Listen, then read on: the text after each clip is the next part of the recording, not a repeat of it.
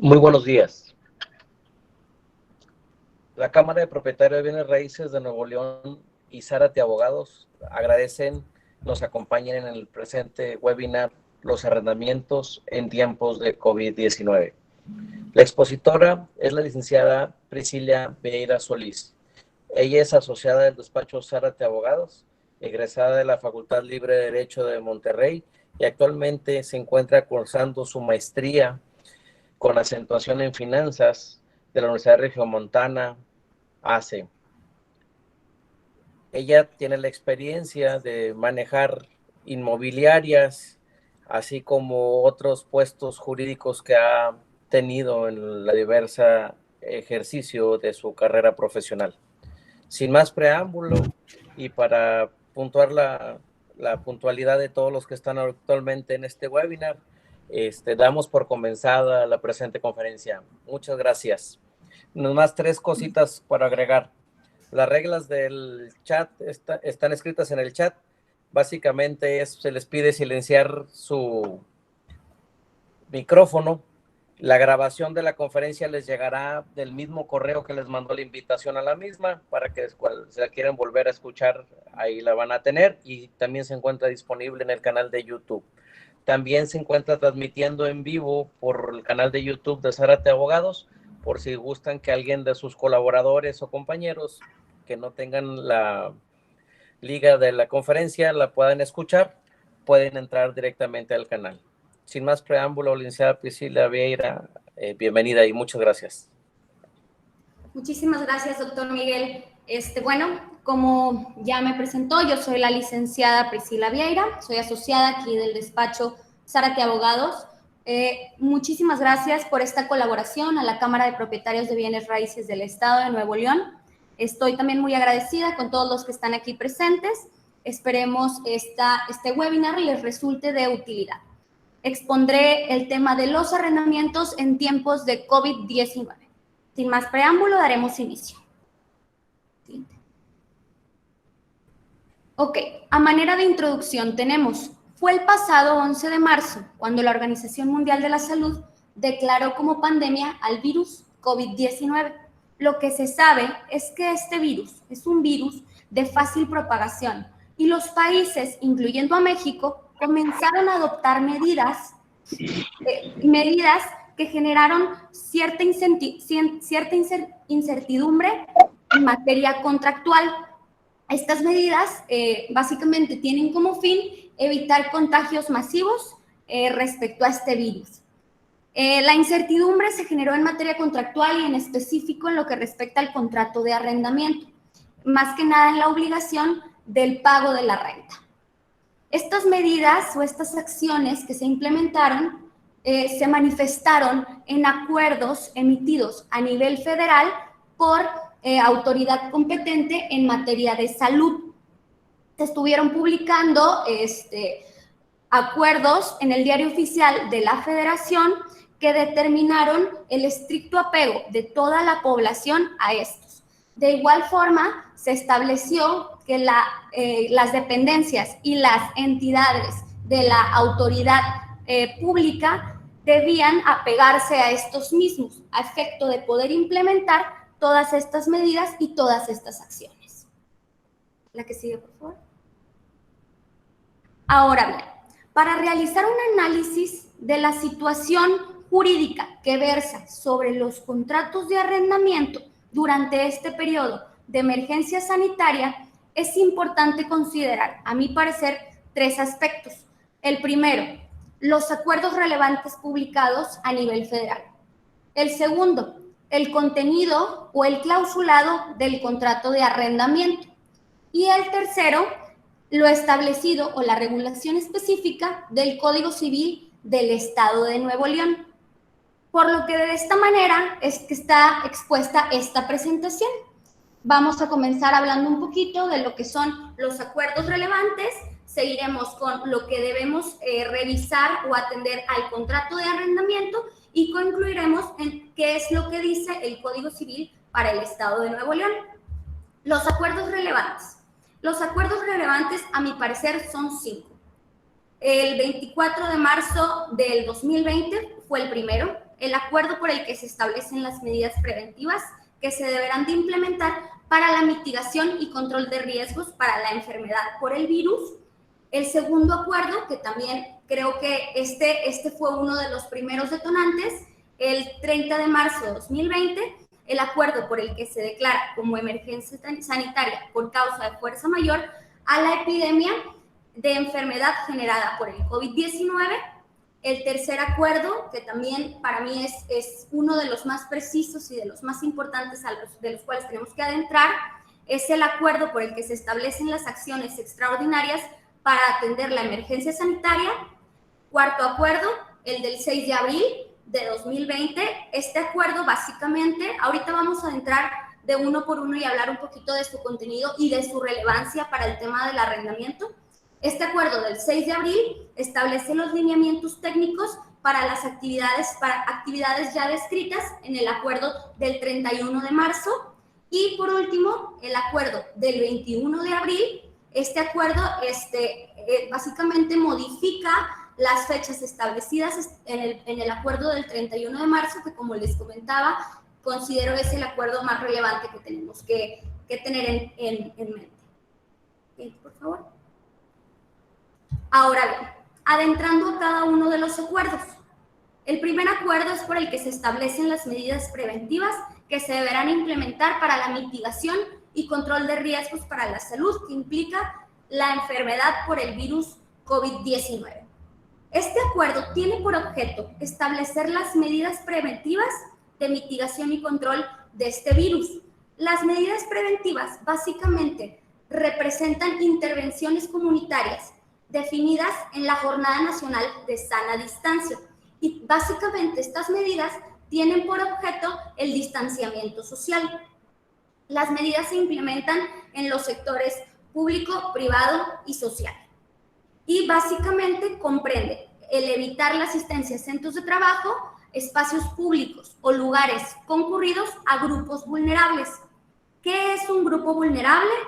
Como todos lo sabemos, personas mayores de 65 años con algún riesgo de desarrollar alguna enfermedad grave, mujeres en embarazo o en periodo de lactancia, personas con discapacidad o con alguna enfermedad crónica o que puedan desarrollar fácilmente una enfermedad de este tipo. La suspensión de actividad escolar, hubo suspensiones de actividades que involucren concentración de personas, suspensión de eventos masivos, reuniones y congregaciones por más de 100 personas. Y claro, se le exhorta a la población, a la gente, a seguir con todas las medidas básicas de higiene, las medidas que todos conocemos al día de hoy, el lavado frecuente de manos, el estornudo cubriendo la boca y cubriendo la nariz, el saludo con distanciamiento social, etc. Este primer acuerdo resulta relevante para el análisis jurídico que estamos haciendo, puesto que se empiezan a ver limitantes en cuanto a las actividades de las personas. Siguiente, por favor. El segundo acuerdo, a mi parecer, es de los más importantes que tenemos que analizar. En este acuerdo se declara como emergencia sanitaria por causa de fuerza mayor a la epidemia de enfermedad generada por el COVID-19. Aquí es importante distinguir el concepto, porque fue un concepto muy sonado, recién se publicó, de fuerza mayor. ¿Qué es fuerza mayor y en qué se diferencia? Porque es diferente a lo que comprende el caso fortuito. Es la doctrina y la jurisprudencia la que se ha encargado de hacer este análisis, la que se ha encargado de hacer este estudio, toda vez que el propio Código Civil para el Estado de Nuevo León no lo define. Básicamente, tenemos que es un eximente de responsabilidad toda vez que obran situaciones que están fuera de control o fuera de dominio de las partes. Claro, siempre y cuando se exime de responsabilidad, siempre y cuando no se haya obrado o no se haya contribuido a la causa que le generó. Ahora bien, como les comentaba, son conceptos independientes, el caso fortuito y la fuerza mayor. El caso fortuito se distingue y su característica es por provenir de un hecho o de un acontecimiento de la naturaleza. En cuanto al caso de fuerza mayor, se distingue por provenir de una conducta, hecho u omisión proveniente del hombre o de autoridad. Aquí es importante porque hay un criterio aislado, el número de registro de este criterio es 197-162 para quienes les interese, determina que efectivamente un acto de autoridad puede ser causante de una fuerza mayor, que a mi parecer es la situación en la que nos encontramos ahorita. Adelante, por favor. Ahora bien, este tercer acuerdo, el del 31 de marzo, es el que detonó toda la situación en cuanto al tema de los arrendamientos. Este acuerdo es por el que se establecen las acciones extraordinarias para atender generada por el COVID-19.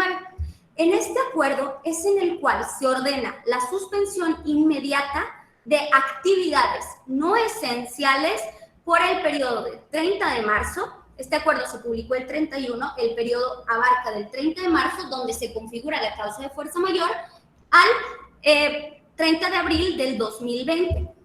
Este acuerdo básicamente no establece propiamente cuáles son las actividades no esenciales, pero sí enlista ciertas actividades que ahorita pasaremos a comentar, que son las esenciales. Entonces, se deberá entender que todo lo que no comprenda este listado será una actividad no esencial. Ahora bien,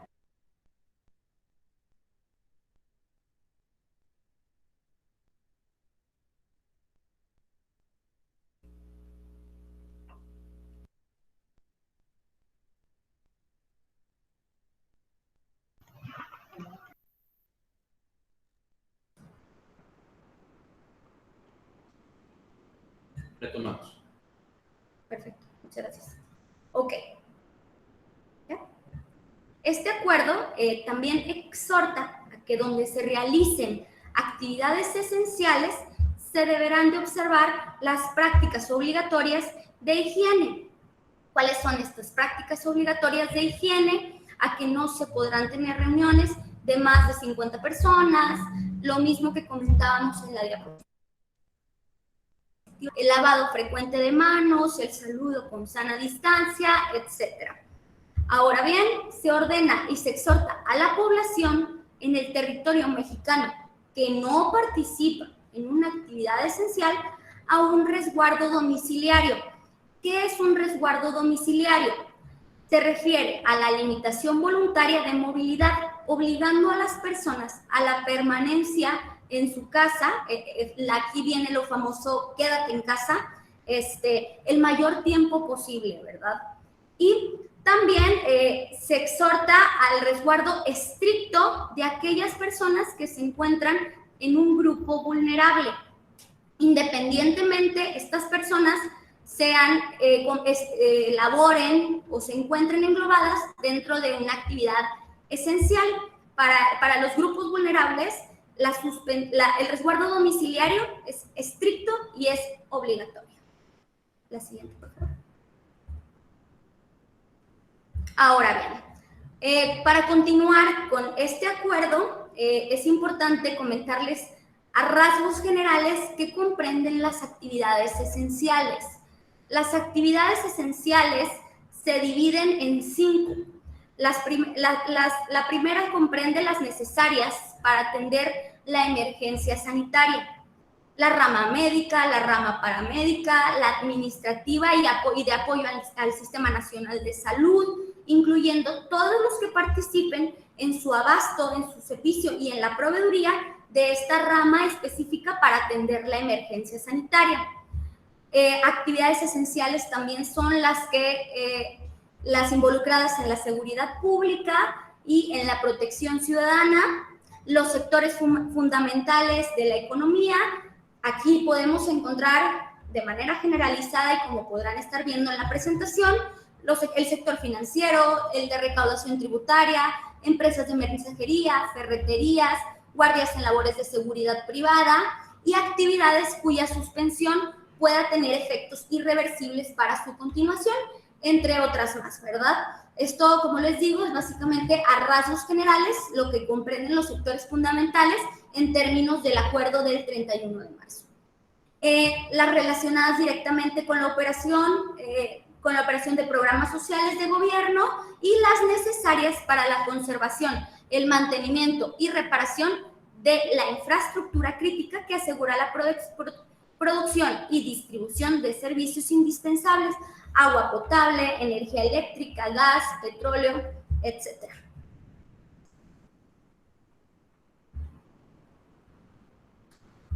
Nada más para complementar lo antes dicho, es importante identificar si tu arrendatario o si el arrendatario forma parte de estas actividades, el giro de su negocio propiamente. Ahorita más adelante pasaremos a explicarlo, pero para que sí se vayan familiarizando con lo que comprenden las actividades esenciales en términos de este acuerdo.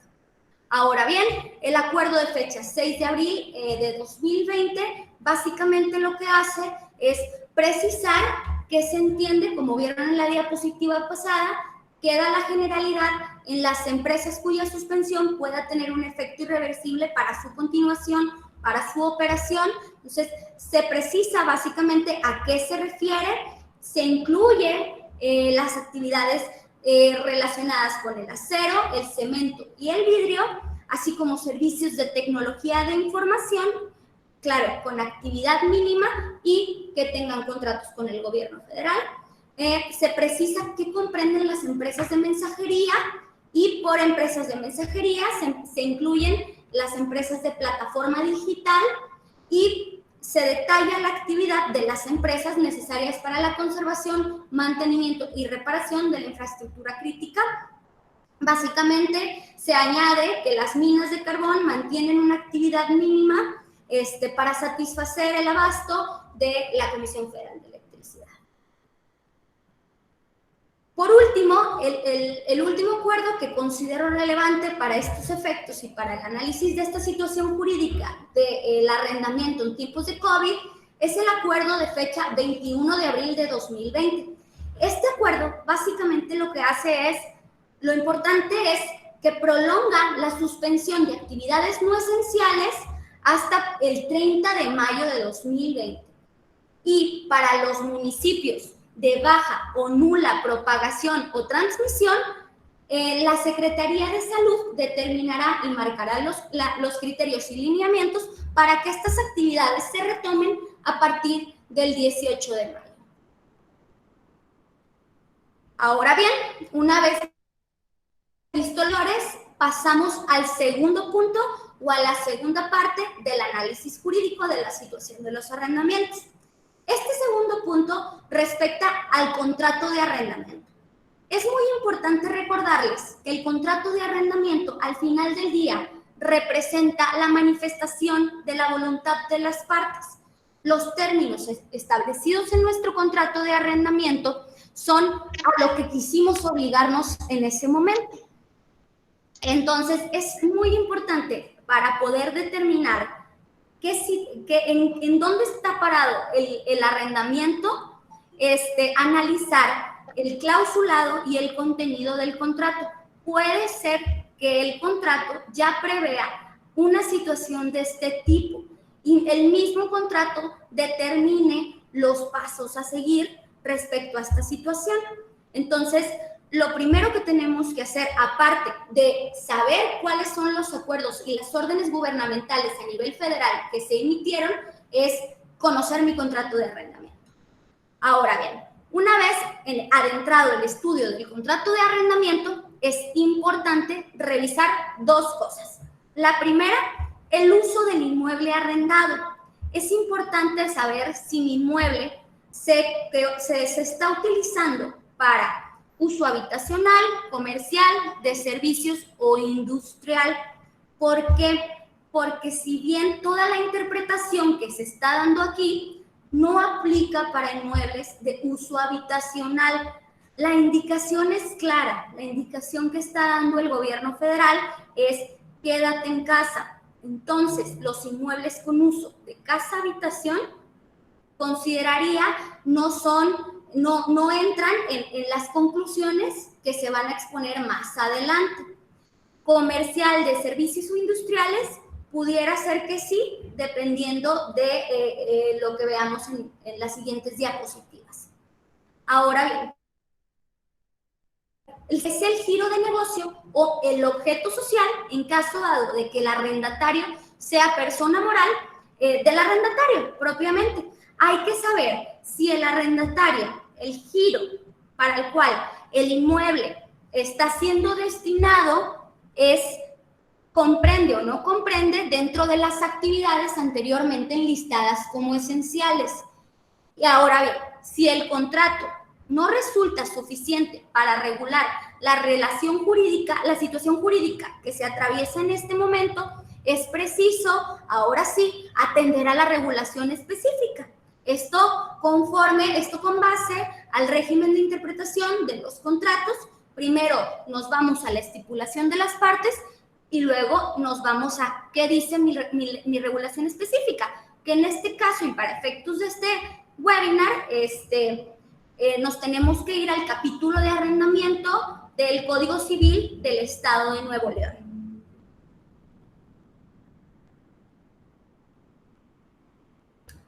Como podrán ver en la presentación, el Código Civil tiene 3 artículos que son importantes adentrar a su análisis y a su estudio.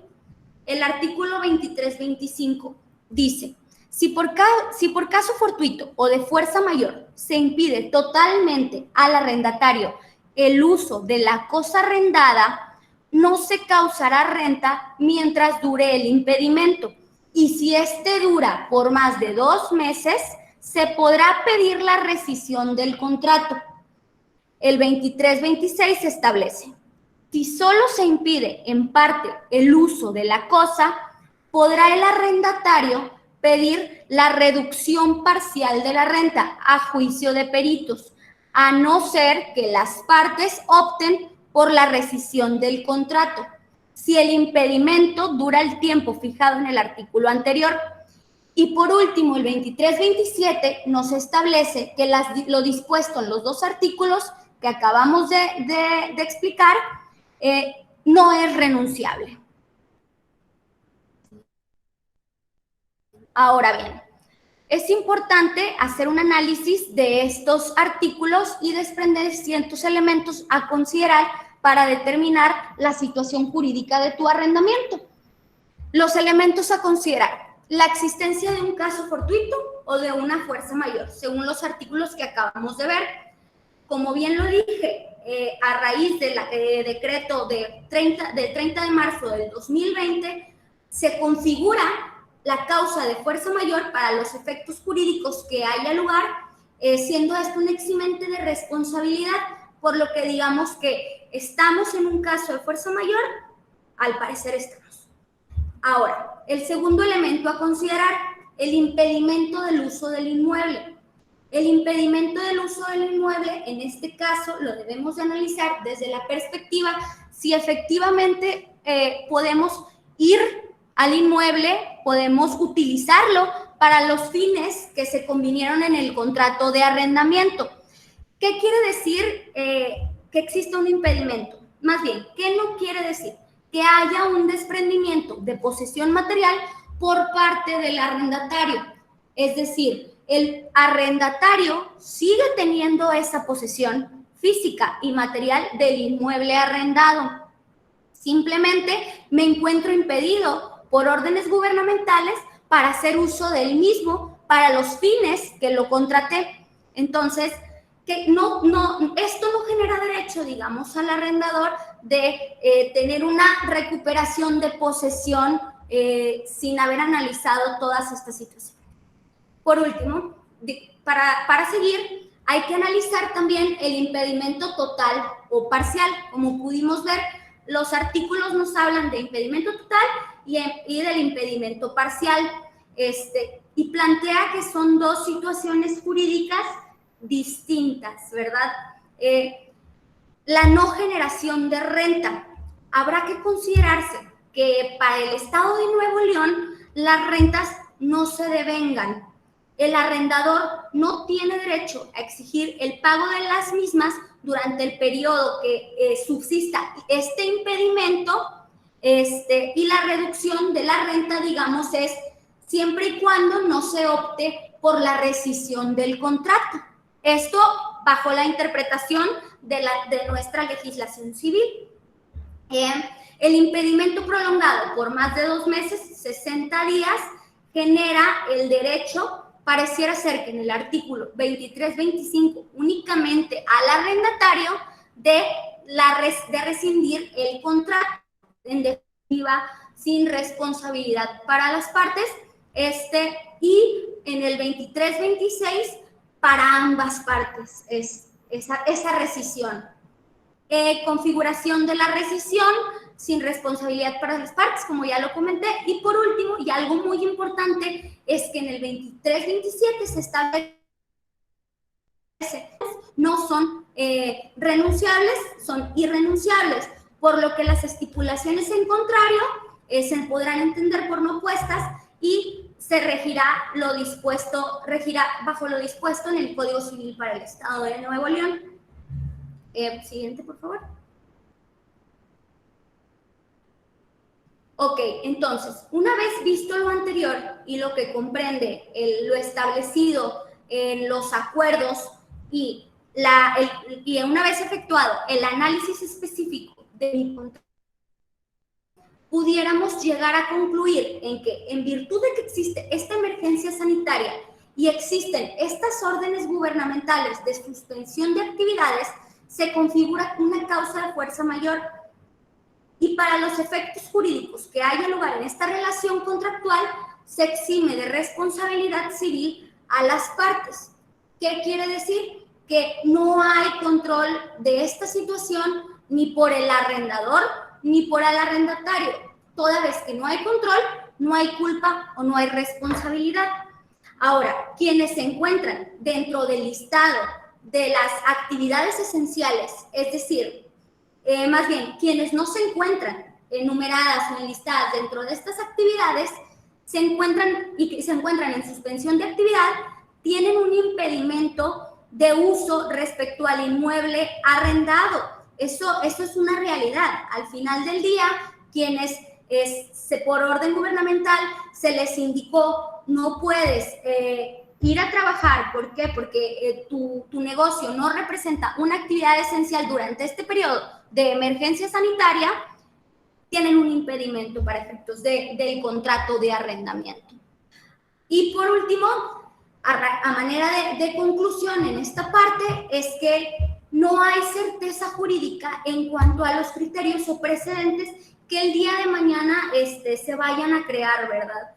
Yo creo, es una opinión, de que los jueces propiamente se van a poner a modo y van a entender esta situación como lo que es. Fue una situación que a todos nos agarró por sorpresa y que al final del día está fuera de nuestro control. Entonces, es muy importante nosotros como arrendadores y como arrendatarios tener en mente y tener conciencia de que propiamente no hay certeza en cuanto a los precedentes el día de mañana, que si bien la lógica nos dice que la situación se deberá de comprender, se deberá de analizar bajo estos supuestos, no sabemos en realidad qué va a suceder.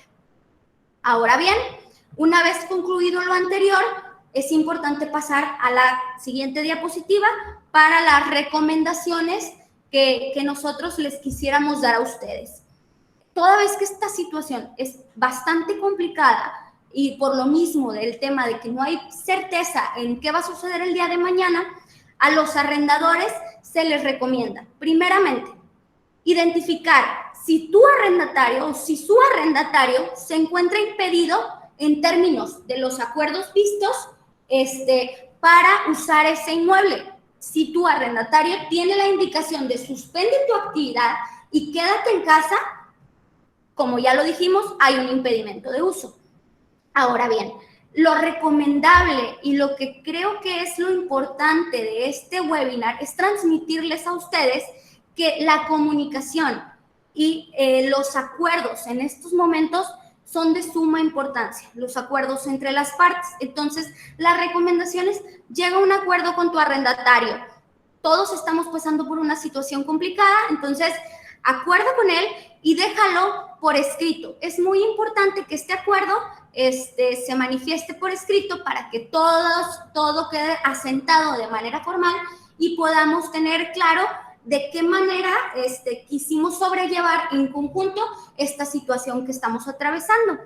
El acuerdo es muy importante tener en mente que comprenda por el periodo que hasta el día de hoy tenemos nosotros conocimiento, que es el decreto de suspensión de actividades no esenciales al 30 de mayo y 18 de mayo considerando los municipios de baja o nula transmisión. Hay que estar atentos también a posibles prórrogas de estos periodos. ¿Por qué? Porque pues al final del día no sabemos si va a ser más largo, se va a prolongar un poco más y entonces el acuerdo tenga que abarcar un periodo adicional. En caso de llegar a un acuerdo, como ya les dije, es importante firmar un convenio de carácter temporal y que este convenio deje las bases establecidas y claras, precisando que estamos en una situación atípica, dado el COVID-19 y la contingencia que estamos atravesando, hemos decidido llegar a estos acuerdos. Importante también, si vamos a firmar un convenio, la comparecencia del obligado solidario en caso de que el arrendatario tenga un obligado solidario. Y bien, en caso de que el arrendatario haya otorgado una fianza, es indispensable que previo a la firma del convenio se requiera de autorización por parte de la afianzadora para evitar invalidar esta garantía. Y en lo que respecta al tema de la factura de la renta, la recomendación es emitir la factura de la renta por el monto íntegro. En caso de ser alguna reducción o alguna rebaja en lo de la renta, emitir la nota de crédito con respecto a la cantidad reducida o rebajada. Y por último, las recomendaciones en la siguiente diapositiva para el arrendatario son identificar si tú como arrendatario estás impedido para hacer uso del inmueble arrendado. ¿De qué manera lo vamos a identificar? Como ya lo vimos, si caigo o no dentro de las actividades esenciales y si bien soy una persona que tengo que tener un resguardo domiciliario estricto y me veo impedido para circular y para ir a mi oficina con independencia de que mi actividad sea esencial. Identificar si el impedimento es total o es parcial. Esta interpretación ha causado un poquito de ruido en el tema del arrendamiento, de cómo puedo distinguir si es total o cómo puedo distinguir si es parcial. Al final va muy enfocado en el tema de si en realidad estoy totalmente en desuso, que hay muchas posturas que ya me ha tocado escuchar, de al final del día la posesión la sigue teniendo el arrendatario, por ende, toda vez que no hay un desprendimiento de posesión física o posesión material, pues el impedimento se considera parcial. Y en caso de llegar, también igual recomendación para ustedes arrendatarios, es estar atentos a posibles prórrogas del periodo de suspensión, porque como ya lo dije en la diapositiva pasada, es de suma importancia considerar que todo esto es aplicable para el periodo de emergencia sanitaria. Y en caso de llegar a un acuerdo, claro, firmar un convenio de carácter temporal para dejar las bases de nuestra negociación, todo asentado de manera formal. Y sin más por el momento, yo creo que, siguiente diapositiva, por favor.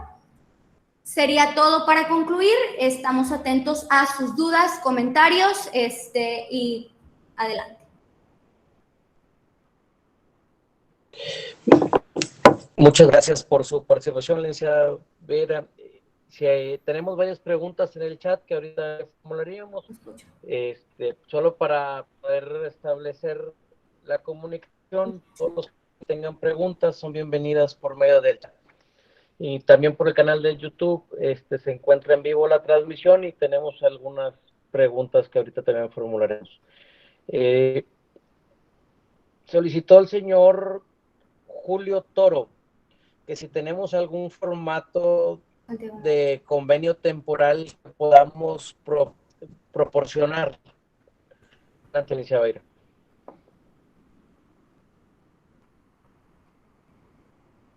Licenciada Vera, ¿me escuchó? Una disculpa. Un formato de convenio temporal que nos puedan proporcionar. Sí hemos trabajado en formatos de convenio temporal para los acuerdos. Con gusto podemos poner a disposición la forma, los términos y el contenido de estos convenios para que cada quien lo adapte específicamente a sus necesidades sin ningún problema. ¿Por qué? Porque cada quien va a llegar a un acuerdo distinto con su inquilino o con su arrendador, y vamos explicando las bases con todo gusto. Muchas gracias. En complemento un poquito a lo expuesto, también es importante señalar que en muchas de las ocasiones conviene no realizar el convenio, sino simplemente mandar una nota de crédito si eres arrendador, porque el arrendador tienes el detalle que si haces un convenio donde el fiador o el obligado solidario del contrato de arrendamiento no firme dicho adendum, queda liberado de su obligación, como también en el caso de las fianzas correspondientes. Solo en complemento. Muchas gracias. Tenemos otra pregunta. Dice, soy arrendatario de un local de comida donde se me considera actividad esencial, pero estoy dentro de una plaza comercial y prácticamente está cerrada. ¿Aplica el tema de la fuerza mayor? Ok, para contestar esa pregunta, habría que considerarse si efectivamente su impedimento, usted se está viendo impedido para laborar o para trabajar en el restaurante. Al final del día, si no está teniendo propiamente actividad y está cerrado, consideraría que efectivamente sí tiene un impedimento. Correcto, muchas gracias. Tenemos otra pregunta. En los artículos citados del Código Civil se habla de la reducción, pero no se fija un monto o porcentaje a reducir. ¿Qué nos recomienda para plantear los parámetros en los montos de reducción de la renta? Ok, este es un tema interesante porque me tocó analizar hace unos días un proyecto de Morena en cuanto a una reforma al Código Civil Federal en este sentido, y justamente se hace una propuesta para determinar parámetros en lo que comprendería, en este caso, las reducciones de la renta.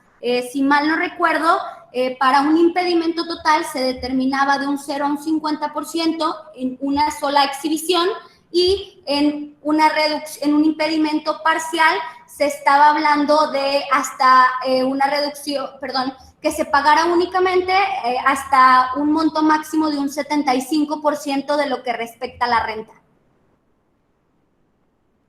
Muchas gracias. Tenemos otra pregunta. Si el arrendador no acepta causa de fuerza mayor, ni para el pago de renta, ni para rescindir, menos firmar un convenio, ¿qué debe de hacer el arrendatario? Ok, para contestar esta pregunta, pues sí, efectivamente, lo primero que creo es que la comunicación entre las partes es de suma importancia. Si no hay disposición por parte del arrendador, en este caso, creería que sí es importante presionar en el sentido de prolongar el pago de la renta. Claro, no dejar de pagar, pero sí pagar una cantidad significativa o representativa. Muchas gracias. En aclaración a otra pregunta, la participante Cecilia Erosa dice, si haces un convenio y reduces la renta, no estoy de acuerdo de facturar el total si no te lo van a pagar. Es correcto, si existe el convenio, no tienes por qué facturar el total. La recomendación que se les daba era facturar el total y enviar en una nota de crédito para no meterle mano al convenio original y no quitar las reglas originales de cumplimiento de obligaciones, porque de esa manera es un descuento de mutuo propio por parte del arrendador, lo cual no te varía el cumplimiento de la misma, ni el plazo, ni las condiciones. La siguiente pregunta es de Sharon Cepeda. Establece que si en los giros como la odontología y belleza están considerados como no esenciales. Así es. Muchas gracias. Otra pregunta de Enrique Salazar, dice, en caso de que se firme un convenio temporal más amplio que lo de la que autoridad marque, ¿tenemos el derecho de cancelarlo o suspenderlo?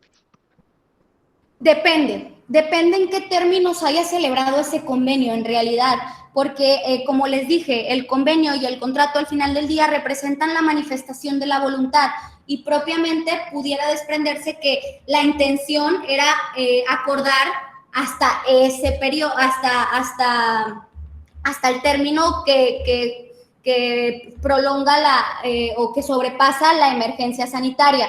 Entonces, sí es bien importante ver si pusiste o si se incluyó en ese convenio alguna posibilidad de reducir o de terminarlo anticipadamente. Muchas gracias. Tenemos otras cuantas más preguntas. Andrés Vargas, primero la felicita por su exposición. Él señala que es arrendador y prefirió acordar un financiamiento mediante teléfono, a fin de que el escrito no sea transmitido a otros arrendatarios y algunos soliciten financiamiento o descuento sin que caigan en ser impedidos. ¿En qué me puede afectar no hacer el convenio por escrito? Como lo comentaba, ahorita como complementaba el doctor Miguel, al final del día, si estamos siguiendo el tema de, bueno, para en este caso, por lo que veo que fue un financiamiento, sí es importante, creo, dejarlo por escrito. Déjame recordar nada más que en estos convenios podemos incluir cláusulas de confidencialidad para para evitar este tipo de situaciones, ¿verdad? Porque yo entiendo que las negociaciones, si soy un arrendador y tengo distintas negociaciones con cada inquilino, pues lo que no quiero es que porque aquí sí, porque aquí no, me explico. Entonces, sí es importante incluir este tipo de cláusulas en estos convenios y creo que es importante que lo dejes por escrito, más que nada si es un financiamiento, ¿verdad? ¿Por qué? Porque pues ahorita muy probablemente no vas a estar facturando el monto íntegro o puedes facturar el monto íntegro con su respectiva nota de crédito.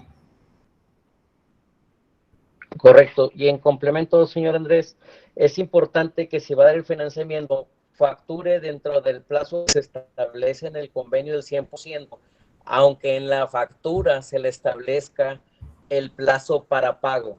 Ejemplo, si eran 10 pesos de renta y usted acordó de manera verbal dar un plazo para el pago de la totalidad de la renta, lo que se recomienda es facturar lo que se le está pagando en este momento como pago de contado.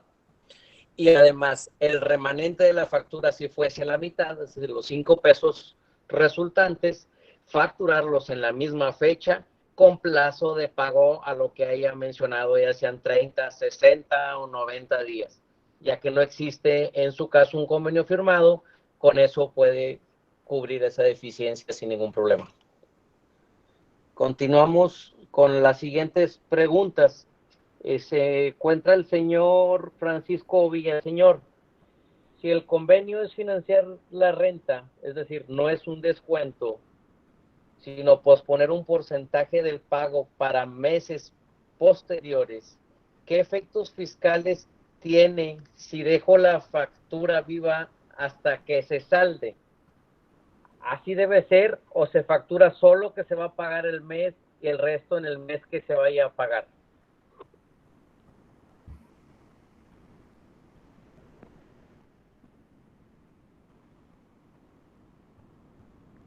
Licenciada Bayra. Yo creo que no hay ningún problema con que pues al final del día lo que estamos diciendo es que se factura el monto íntegro y que se haga esa reducción con la nota de crédito. No, y en complemento un poquito a la pregunta, señor Francisco, creo que era por otro sentido. La recomendación es facturar con plazo para pago. Facture lo que se va a pagar en este momento como una factura en su totalidad, otra factura con plazo para pago al término que haya financiado. Es lo más sencillo. Continuamos con las preguntas. Ricardo Sada, si fuera un negocio de ferretería, clasificado como necesario, me imagino que quiso decir como esencial, pero el mercado se le reduce por estar suspendidas muchas construcciones y no tiene recursos, entonces para cubrir su renta, ¿qué situación pudiese plantear? Me imagino que quería hacer la pregunta completa. Ok, si tú eres una actividad esencial y en realidad no estás impedido para hacer uso de ese inmueble, digamos que esta situación que estamos comentando no resulta aplicable. Si bien es importante acercarte a lo mejor con tu arrendador, comentarle tu situación, y poder llegar a un acuerdo. No es el hecho de que seas una actividad esencial, no te limita a que te puedas acercar y pedir alguna reducción durante este periodo. Al contrario, hay gente que sí se está poniendo a modo porque entiende que también es una situación de impacto económico. Pero en realidad, si el impedimento no es tangible, de acuerdo a esta suspensión de actividades, no hay una causa de fuerza mayor para esos efectos. Correcto, muchas gracias. Otra pregunta.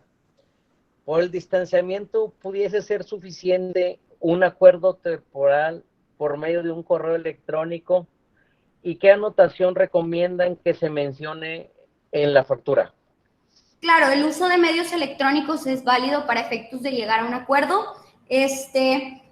Y con respecto a la anotación, no sé si doctor Miguel me pudiera complementar.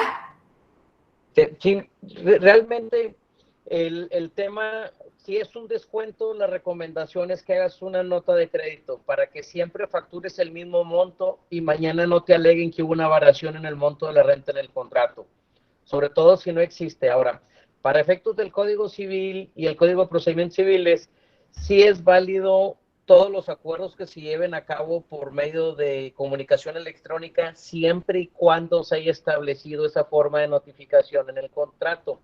Si no se estableció, también son válidos o pudiese firmarse de manera electrónica con la FIREL o con la FIEL, dependiendo qué tipo de firma electrónica tengan. Lo que todas las personas debemos de tener es la FIEL, y con esa firma pudiese llevar acuerdo el acuerdo.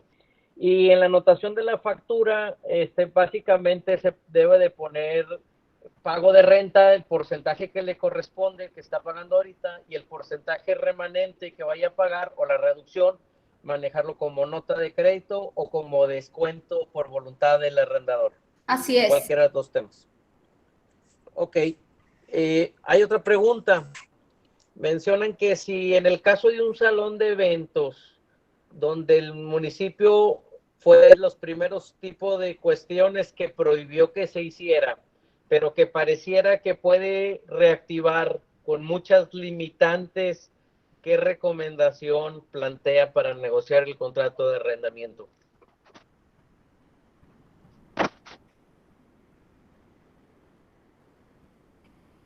Una disculpa, doctor, nada más, ¿la pudiera repetir, por favor? Es propietario de un salón de eventos. ¿Qué pasa con la generación de renta si el municipio limita los eventos a 50 o 100 personas? Ok, claro, pues si es una orden de autoridad, nos estaríamos apegando a un impedimento probablemente de tipo parcial, por lo que creo que analizando en específico el contrato de arrendamiento, pudiéramos determinar esa situación, pero se puede desprender que sí efectivamente subsiste un impedimento de tipo parcial. Muchísimas gracias. Otra pregunta.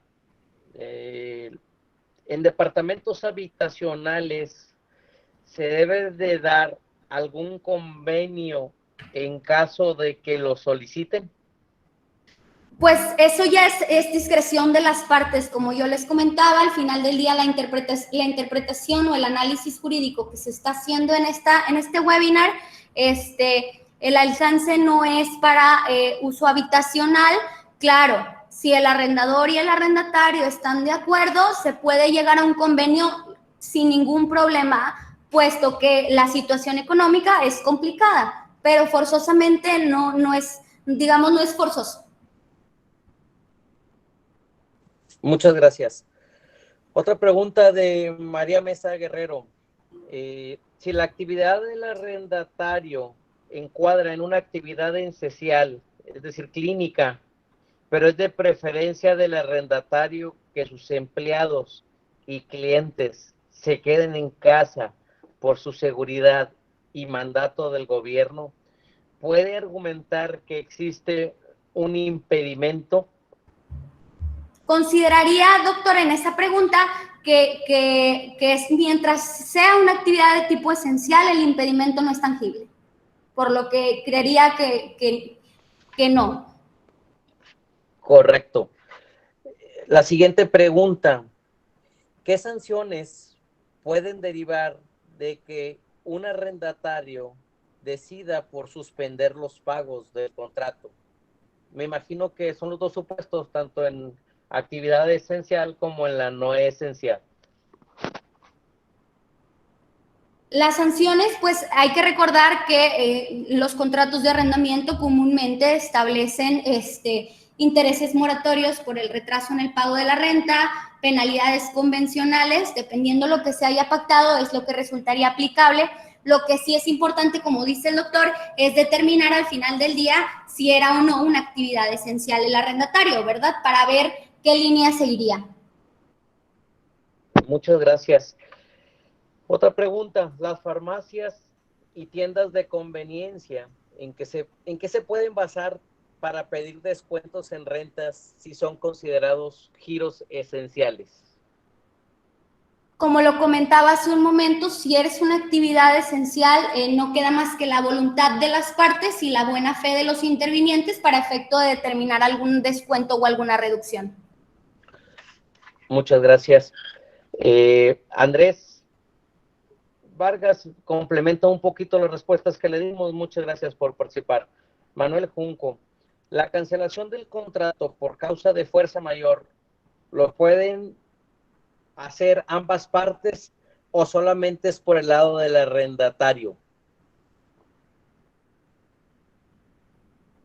Ok, en este momento, dependiendo de si ya transcurrió el periodo que se establece en el Código Civil, que para estos efectos tendríamos que sí, ya son más de 2 meses, más bien cuando lleguemos al 30 de mayo serán los 2 meses que se refieren, y para efecto de un impedimento total, el código determina que es el arrendatario quien puede pedir la rescisión del contrato, y para efecto de un impedimento parcial, las partes lo pueden convenir. Ahora, yo hago este comentario, en cualquier momento las partes pueden estar, en cualquier momento las partes se pueden poner de acuerdo para terminar el contrato de manera anticipada sin ningún problema, siempre que me dé voluntad, claro.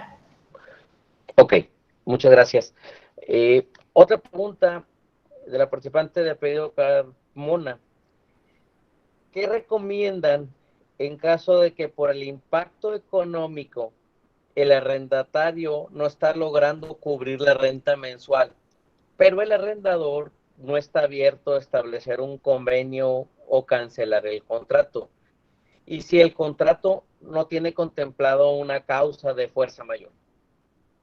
Como lo comenté hace un momento, pues al final del día, si el contrato no tiene ninguna estipulación específica de la situación que se atraviesa, pues es importante argumentar o apegarse a lo establecido en el Código Civil para el Estado de Nuevo León, que es el tema del impedimento, y pues la recomendación es, al final del día, como les decía, la recomendación y la línea que nosotros quisiéramos marcar es la comunicación, la buena fe y la voluntad de las partes para arreglar esta situación, más que nada por el tema de que no hay certeza, pero creo que hay formas en que se pueda presionar al arrendador para efecto de apegarse a lo establecido en el Código Civil.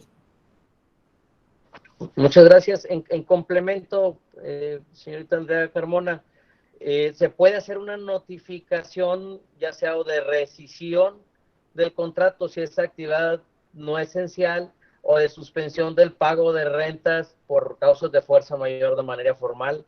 Y eso sería lo que estaría en discusión, que es un tema complicado cuando eres arrendador, porque si te empiezan a consignar las rentas ante el juzgado mes tras mes, va a ser muy difícil que puedas establecer un incumplimiento, y además para que puedas recoger la renta va a tener que acabarse el juicio que con ello se lleve, lo cual pudiese pues no generar ni un tipo de interés para el arrendador y le puede perjudicar porque también se le cortarían los flujos sin que el arrendatario estuviese incumpliendo el contrato. Entonces creo que lo más recomendable a los arrendadores es tratar de llegar a un convenio, aunque sea verbal, de descuento o de financiamiento para poder que subsista el flujo el día de mañana que las actividades se reanuden, ¿no?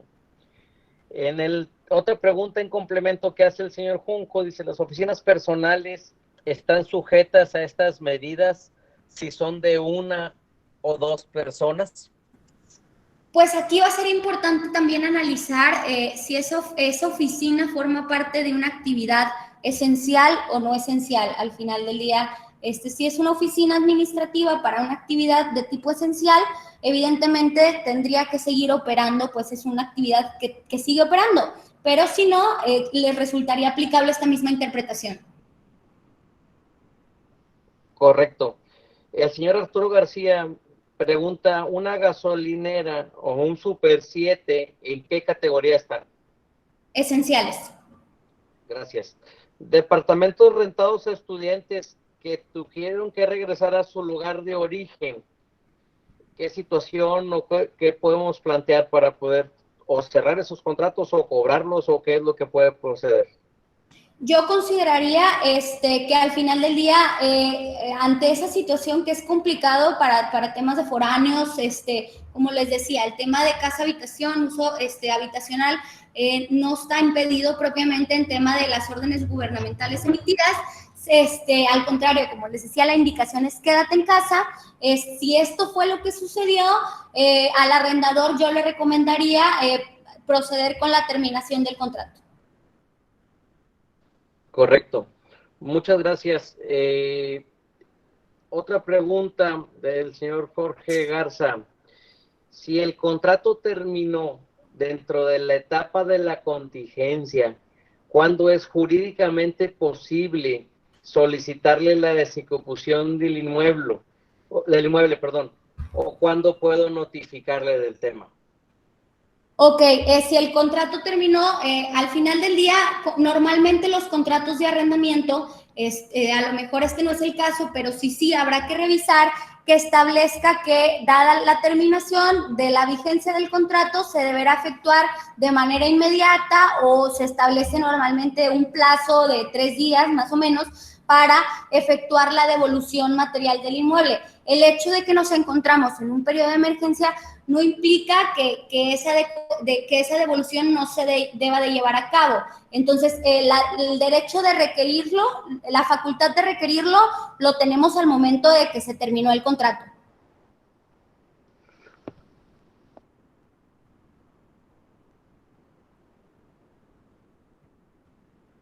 Muchas gracias. Continuando con las preguntas. Pregunta la señorita Fátima Hinojosa. ¿En los futuros contratos se puede poner una cláusula que rechace el derecho del Código Civil en respecto a la fuerza mayor para proteger al arrendador? ¿O este artículo del Código Civil no es rechazable? Así es, el artículo es irrenunciable, es un derecho no renunciable, por así decirlo. Correcto. Pues bueno, muchísimas gracias. Con esto ya terminamos todas las preguntas con las que contamos por la plataforma de Meet. Ahora estamos en la plataforma de YouTube. En YouTube en línea nos hacen varias preguntas. Dice, Despacho Jurídico hace la pregunta, dice, licenciada, buen día. Si el arrendatario no está pagando renta y no puedo demandarlo ahorita porque no están abiertos los juzgados, ¿qué puedo hacer hoy?